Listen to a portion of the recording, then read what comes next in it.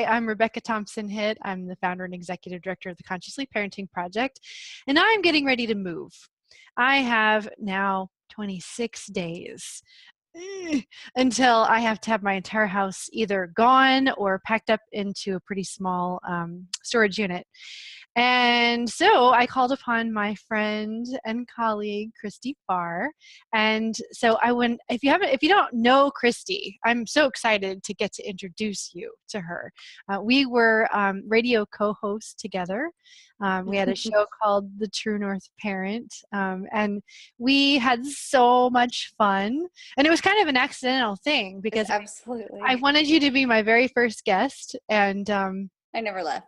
Yeah. So yeah, you came as my very first guest and you never left. And that was the best thing that could have happened. We had so much fun. And so, light years have gone since then. And so we have this opportunity, because if I have to get out of my house in 26 days, I was sitting there thinking, who could help? Who could help? Wait, Christy! Yeah. Christy! Yeah. We have somebody who does this. I can do this. Yeah. Yes. So Christy, why don't you introduce yourself, introduce your book, and yeah. All right. I am Christy Farr, The Unruly Woman, and I am also the author of the book. Where's the book? Is Home Your Happy Place? And I have been doing this work with people for, in September it'll be 5 years. That's so surprising. It started with just like whole life coaching. And then I realized that there was this really big connection between the inner and, world, our healing that we're doing inside of ourselves and our environment. And so I kind of pulled from my past as a professional organizer and integrated a lot of just hands-on time in my own space and that background. And then just started really working with the women in my community to see these connections between what's going on inside of us and what's going on in our houses, and how if we fix what's inside, the house starts to change. But even more importantly, if we can't get to that stuff inside, if we work on, the physical space, we'll also cultivate healing inside of ourselves. And it feels like of the two paths, they both work, whether you go for, inside or outside first, they both work. But I think for a lot of us, we're really stuck. And, that it sometimes feels impossible to do the inner work unless we start in this space, and then it just opens up.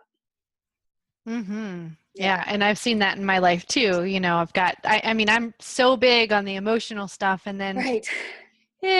Sometimes it's just here, let me work on this closet, that's just way easier. It feels very approachable and very doable, and we can break down spaces into as small of spaces as we need to. You joked earlier today about I'm just deleted 27 apps from my phone, and sometimes that's what it takes to get started. Somebody's like, I'm going to clean out this one drawer, and then things start to shift. So I feel this. I've always had, as long as you've known me, I've had an email issue. I've got way too many emails, and a couple days ago, I said to Trey, I think I'm ready to just delete that whole email. Whatever's in there, I don't need it. I'm ready to release it. I think I'm doing so much of my own inner stuff that it's why am I lugging this around? Right. Why do I still have this? Why? Yeah. Right. And I think, it's always gets tied back to fear and, fear that we're going to forget something important, fear that somebody's going to feel a certain way. And at some point the mess is so big that just a clean slate is, if you can make one for yourself, and something like email, it makes it possible. Right. That feels way more doable than my house right now. Right. So what? Click. Yes. Done. That way we can make one of those decisions, we can make a second one. And when we make the second one, then the third one becomes easier. And so I've often said that this is like building a muscle. And if you have been out of practice of making decisions about your own life, then this is a really powerful way to come back to this place of authority and be able to begin to say, this is what I want. This is what's true for me. And to really get back in the habit of asking yourself questions and waiting to hear an answer, and then honoring the answer that you hear. If I can't do that about relationships, or I can't do that about money or business, of parenting, I could maybe make that decision about the junk drawer in the kitchen. Right. Sometimes it's I just kind of need to be in charge of my life again. Right. And if I need to start with this small junk drawer, right, let's Who do am it. I to complain? Like, I don't Exactly. care if it starts with apps on your phone, I'll take it. Yeah, exactly. Exactly. Yeah. We need to start somewhere. And I think what you were just talking about is, identifying what it is that you need, Right. what it is that you want, and being able to be empowered. And I think that's actually a big piece for me. And it's actually what I was blogging about today. And that's why I'm like, oh, Christy, we need to talk. Because I had a conversation, I guess it was like 6 weeks ago with my friend Janet Connor, and she Mm-hmm. had just interviewed Matthew Fox.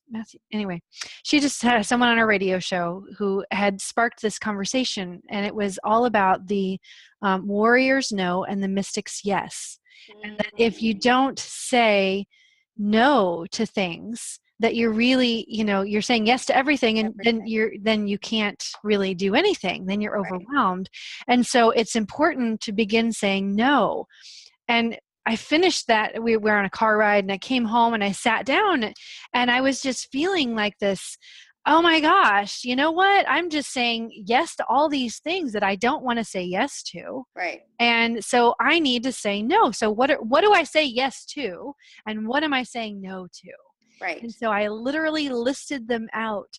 I say yes to time with my husband. I say yes to time with my kids. I say no to working until midnight. I say no to, working my weekends because I'm trying to make ends meet. I say no to that. And what am I willing to release? I say no to this house. And that was really a big, big piece of this. Right. So it's, when our landlord said, all right, I'm selling the house, it wasn't a huge, oh my gosh. For me, it was really like, oh, perfect. Oh, excellent. Yeah. When do we need to be out? Yeah. So because I've said no. Right. I've said no to this house. So can you talk a little bit about saying no to things and saying yes to things? Yeah, strangely, the thing that's coming up to start with is that I think a lot of times we think if we don't say yes to something, that we're just like holding off that decision. And if I don't say yes to responding to an email that's in my inbox, I'm actually saying no. It's not always, like if I say maybe later forever, then I actually won't respond. Right. And I think a lot of times we get stuck in this mode where if I said to you, are you making decisions about your life? You'd say yes. Right. But it's a lot of like, I'm going to wait. I'm going to postpone. I'm going to put things on hold. A lot of things get pushed into decision making at the last minute. We're not thinking as clearly. And so a lot of times, even in this work, I recognize that women are waking up from this habit of just postponing all decisions, thinking, I don't know how to say yes or no to that right now, especially no. No is very hard. And it's really important to recognize that even if you just are waiting, you're in some way already deciding, one way or the other, and that it's okay for us. And I mean, okay, like deep, deep, deep in your gut, okay, to say no to something that doesn't feel true for you. And the next question, of course, like you said, is how do I know what feels true for me? And the trick that I always use to kind of try to find out what that is for people is to say, if there were no consequences, what would you want? And if there were no barriers, what would you want? Like when I say, Rebecca, 2 months ago, what would it take for you to like really love your life again? And you would never say, I want to be rid of this house, right? Because like you're a family, you need a house, you need a shelter, right? It makes sense. It made sense for 2.5 years. You would never automatically think, I want out of this house, because there's just an assumption there will be one. But if I said, if there's no barriers, well, if we could all be happy without this house, I kind of love that. If I could be without this responsibility and this financial commitment and all of this baggage that comes with being in this house, I would love that. But we have to kind of suspend all the voices, the tiny voices that tell us it has to be a certain way, or that somebody's going to be hurt if we don't say yes. We've been talking a lot last month in the Unruly Essentials Intensive was about mothering relationships with our mothers and ourselves as mothers. And there was a lot of talk about obligation and feeling like I have to say yes if I'm invited to do something with, anyone, but particularly one of the women in my life. And how do we have the certainty and confidence to be able to say that doesn't feel true for me if someone gave birth to us? Right. It really is about digging in and saying, okay, if it didn't have all this social stigma, what would my answer be? If there were no barriers like education, what would I desire to do professionally? if I just lay all that down? What's the thing I want? And then we can like imagine it. We can feel the answer. And then we can go back to the details of how do I make that happen? So the suspension of how am I going to unload all of my stuff? Well, let's not worry about how you're going to unload all your stuff. What do you want? I want to be without this house. Okay, good. Now you know that's yes. That's a yes for you. That's true for you. Now we can make a plan for how to make it happen. Whereas before, the idea of unloading all of that stuff might have made it feel like it was a no. Right. Like if it was easy, what would you want? I want out of this house. Good, then let's make that happen. Yes, let's do that. Yeah. Does that help with the how do I know what's true and what's not? Okay. Yeah, because I think you're right. People get caught up and people aren't used to even asking those questions. Right, absolutely. And so, how do we, hi Kira, how do we discern it? And I think you're right. And I think, when we were looking at this decision, there are lots of things and, people that we don't want to make unhappy in this process. And, and I've got, my kids and what do they need and their school and, their dad and their dad is nearby, all of that is a big factor. But, when it comes down to it, it's, no. Yeah, this is, I gotta go. Yeah. And so then it becomes like, this is clear that this is what's true for me. And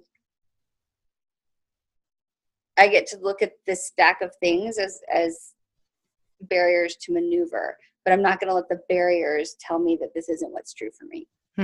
It just means I have things to take care of. You have to figure out how do they stay connected as, son and father while you're traveling. How do, you hold space for the things that you really do find sacred for your family that you want to have when you're done traveling. How do you do that? Well, storage unit, that's easy, right? And just sort of looking at all of those things, because the barriers aren't supposed to be, they're not supposed to tell you no. They're just things you need to do to say yes. Interesting. Yeah, but sometimes they're so big it feels like a no. It feels impossible. Yeah, there's a lot that needs to happen in 26 days. So I think I'm going to be calling on you a lot. Good. And we're going to have a lot of fun this month. And I, invite people to follow along. I'm going to be blogging. I'm going to be, sharing videos. This is my process. This is what's going on. And I really hope that you take things from this month that will really be helpful to you. Because I really believe that in one way or another, whether you're downsizing your whole house like I am, or whether it's something, small that you want to clear space for yourself or for your, you want to clean out your closet or you're starting with the junk drawer, or maybe it's your schedule, or maybe it's, right, whatever's not working. I think that we're going to have so much wisdom this month to share. So thank you so much, Christy. Yay, I'm excited. Oh, and I saw your email and I was going to say that 1:00-ish thing on Eastern time on Fridays works really well for me. So okay, good. I'll just put it on the books and we'll have it and then we'll pop up whenever we want. Okay, right. Awesome. Yay. Yay. This is what we call unmarketing. Yes. Right. Yeah. This will be just fun. Real life in public and it's fine. Everybody just calm down. That's right. This is all part of the experience. That's right. Yeah. So we'll be seeing ya, and thank you again, Christy. All right. We'll talk to you soon.